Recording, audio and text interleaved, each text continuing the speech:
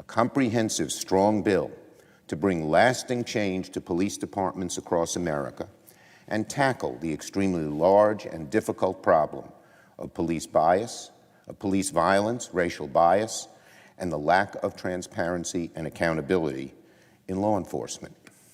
Unlike the Republican policing bill, the Justice in Policing Act will fully ban chokeholds. The Justice in Policing Act will ban no-knock warrants in federal cases, not just study them like the Republican bill. And unlike the Republican bill, the Justice in Policing Act will bring sorely needed accountability to police officers who are guilty of misconduct, including qualified immunity reform, use of force standards, and policies to end racial profiling.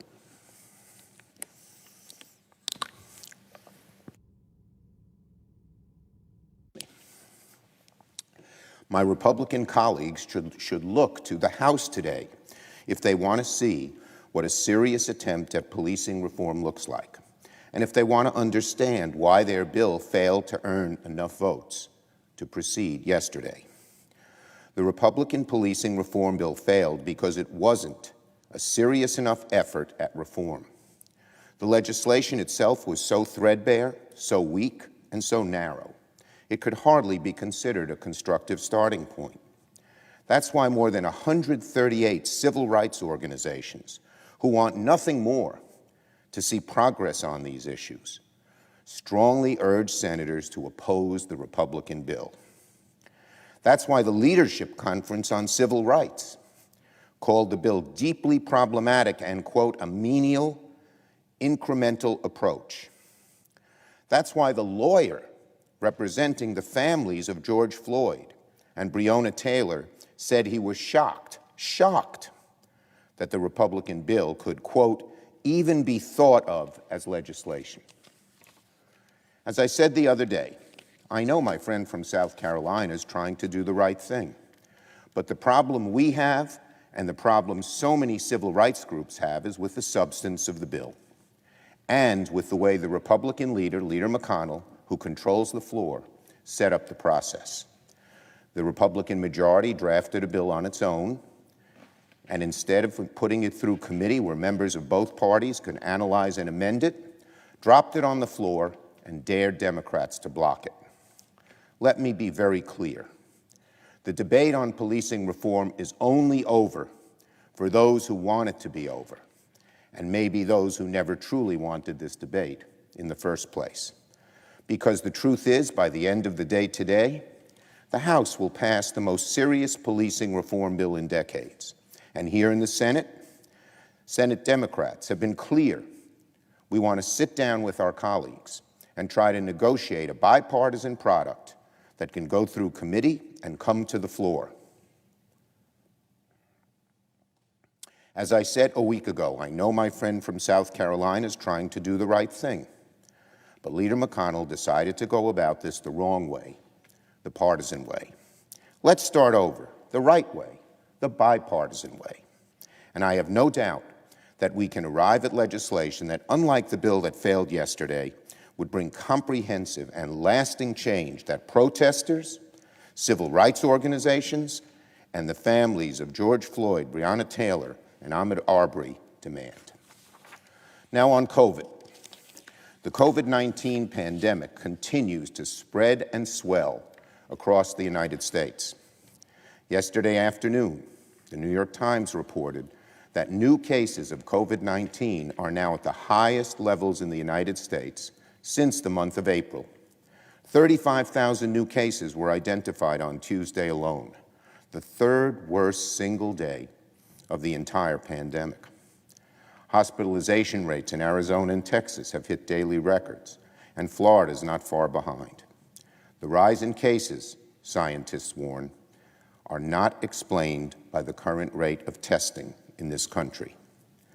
One of the main reasons our nation has struggled so to contain the coronavirus is President Trump's complete mismanagement of the government's response. In the early days of the virus, the president's lack of attention led to a shortage of PPE, ventilators, and a painfully, damagingly slow ramp-up of testing. Here again, 4 months into the virus, as the case numbers continue to grow in so many places, the president's lack of attention is causing a national failure to overcome the COVID-19 pandemic. The president's gallivanting from state to state, holding political rallies in 2 of the most affected areas. The president joked, or perhaps didn't joke, about instructing his administration to, quote, slow down the testing, please, because the number of coronavirus cases might make him look bad. Can you believe that? Again, the president urged the administration to slow down the testing, please, because the number of cases might make him look bad. Whether it was a joke or not, it's not a joking matter. It's serious stuff.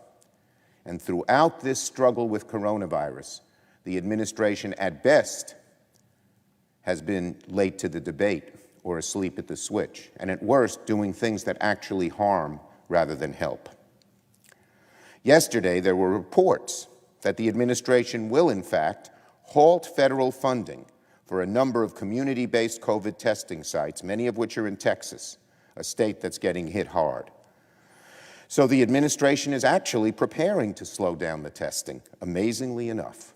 The lesson of so many countries, good, strong testing and contact tracing is the key, but this president seems to be blithely dancing along, going to his little events, and not paying attention to the crisis and doing what's necessary to get a real handle on it.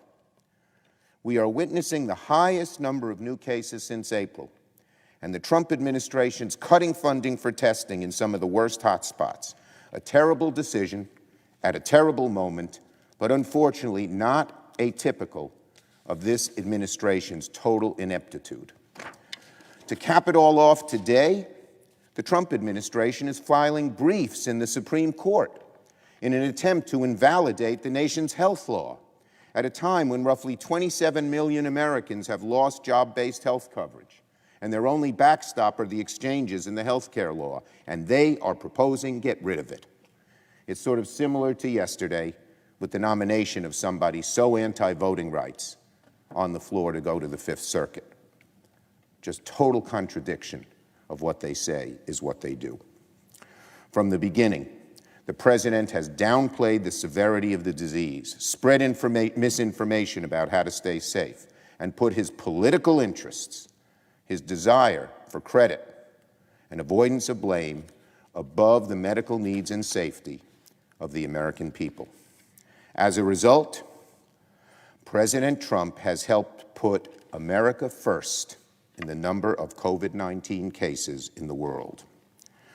And unfortunately, Madam President, the situation's not much better in the Senate. It has been 2 months since the passage of the last COVID relief legislation. Democrats had hoped to continue the bipartisan work that produces the CARES Act in April, May, and now June to no avail. The House passed the HEROES Act over a month ago, which includes hazard pay, housing assistance, unemployment insurance extended, and aid to state and local governments. But as the pandemic continued to spread and unemployment skyrocketed, Senate Republicans have said they feel no urgency to act immediately. More than 40 million unemployment claims, another 1.5 million this week alone. And still, Leader McConnell, the Republican Senate, doesn't feel an urgency to act. Leader McConnell originally said that another emergency relief bill was likely during June. Now he's saying late July. A few days ago, the Republican leader said that, quote, if there is something that's going to happen, it will emerge in the Senate. It will be written beginning in my office. Once again, Leader McConnell seems to prefer partisan pronouncements to bipartisan legislating.